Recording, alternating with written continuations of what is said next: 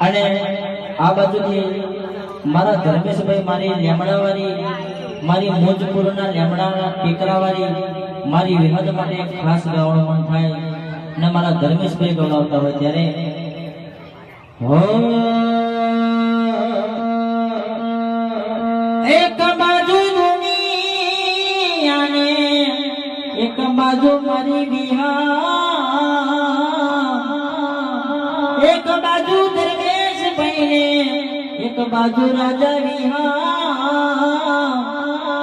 તારા તો ને